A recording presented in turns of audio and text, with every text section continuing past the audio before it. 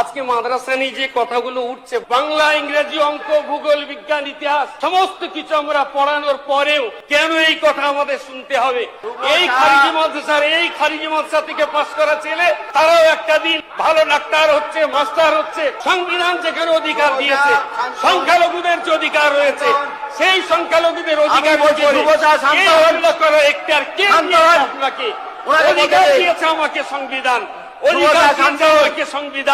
অধিকার দিয়েছে আজকের এই সদন, অধিকার দিয়েছে স্পিকার।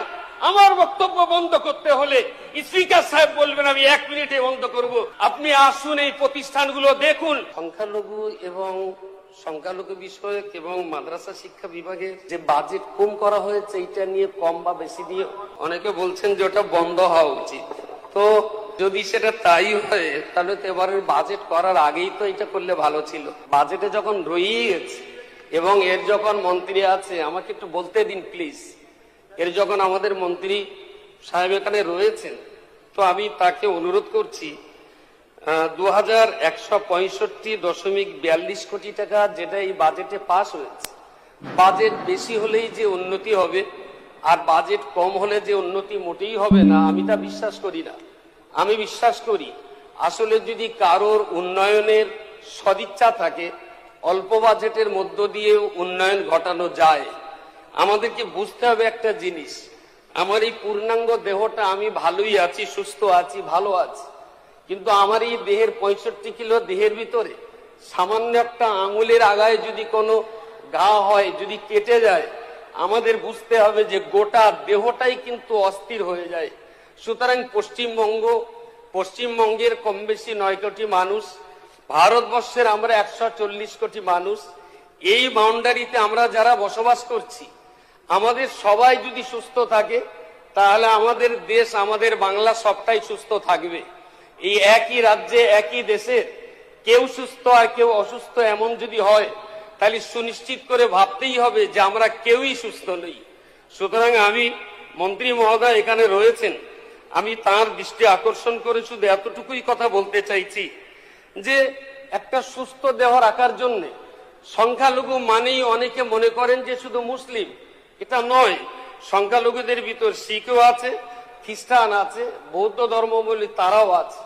সংখ্যালঘুদের জন্য যতটুকু অতিরিক্ত পাস হয়েছে, আমি মনে করি, আমি বিশ্বাস করি সকলের জন্য সমানভাবে এই অর্থ যাতে খরচ করা হয় এবং সর্বোপরি উন্নয়নের জন্য, উন্নয়নের চোখ দিয়ে একটু সদিচ্ছা থাকাটার প্রয়োজন বলে আমি সদিচ্ছার দৃষ্টি আকর্ষণ কামনা করছি। মাননীয় স্পিকার, আজকে মাদ্রাসা নিয়ে যে কথাগুলো উঠছে বারবার আমাদের শুনতে হয়, আমি অনুরোধ করছি, খুব বিনয়ের সঙ্গে আপনাদেরকে বলছি, মাদ্রাসা শিক্ষা কোনো নূতন নয়, এটা অনেক প্রাচীন শিক্ষা ব্যবস্থা। পশ্চিমবঙ্গে প্রথমত 2 ধরনের মাদ্রাসা আছে, একটা সরকারি সাহায্যপ্রাপ্ত আর একটা সরকারি সাহায্যপ্রাপ্ত নয়।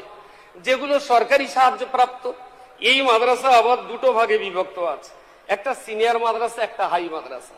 মনে রাখতে হবে এই মাদ্রাসাগুলোর নামই শুধু মাদ্রাসা, একেবারে হাই স্কুলের যাবতীয় সিলেবাস, বাংলা, ইংরেজি, অঙ্ক, ভূগোল, বিজ্ঞান, ইতিহাস সমস্ত সাবজেক্ট সেখানে পড়ানো হচ্ছে। আর একটা বিষয় যেটা রয়েছে খারিজি মাদ্রাসা, এই খারিজি মাদ্রাসা আমি ব্যক্তিগতভাবে 35,000 বাচ্চার অভিভাবক, আমি অনেকগুলো খারিজি মাদ্রাসা আমার রয়েছে। আমি মাননীয় মন্ত্রী মহোদয়কে অনুরোধ করছি, আমন্ত্রণ জানাচ্ছি, এই মাদ্রাসাগুলো কারা পড়ে প্রথমে ভাবতে হবে, কোন সমাজ থেকে তারা উঠে আসে, কত গরিব জায়গা থেকে তারা উঠে আসে, এবং তারা খারিজি মাদ্রাসায় পড়ে বলে এই নয় যে তারা কোনো সরকারি স্কুলের সঙ্গে তাদের সংযুক্ত নেই, তাদের থাকা খাওয়ার যাবতীয় ব্যবস্থা আমাদের করতে হয়।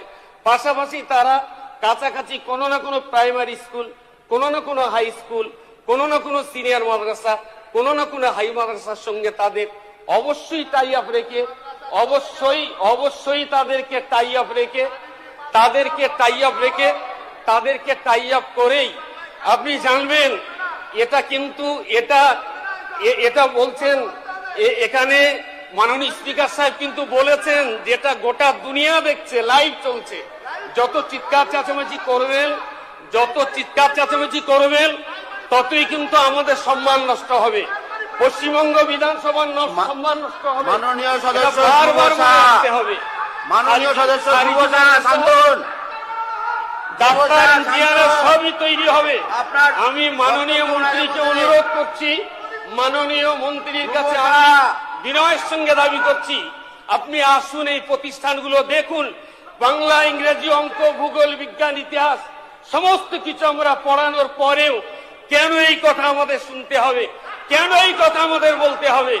সমস্ত শিক্ষা ব্যবস্থার সঙ্গে আমাদের শিক্ষা ব্যবস্থা, এই খারিজি মাদ্রাসা থেকে পাশ করা ছেলে তারাও একটা দিন ভালো ডাক্তার হচ্ছে, মাস্টার হচ্ছে, ইঞ্জিনিয়ারও হচ্ছে। চলবে কিনা? সংবিধান যেখানে অধিকার দিয়েছে, সংখ্যালঘুদের যে অধিকার রয়েছে, সেই সংখ্যালঘুদের অধিকার করার এখতিয়ার কে দিয়েছে আপনাকে? অধিকার দিয়েছে আমাকে সংবিধান, অধিকার দিয়েছে আজকের এই সদন, অধিকার দিয়েছে স্পিকার। আমার বক্তব্য বন্ধ করতে হলে স্পিকার সাহেব বলবেন আমি 1 মিনিটে বন্ধ করব। স্যার, আপনাকে অনেক অনেক ধন্যবাদ জানিয়ে আমার বক্তব্য আমি শেষ করছি।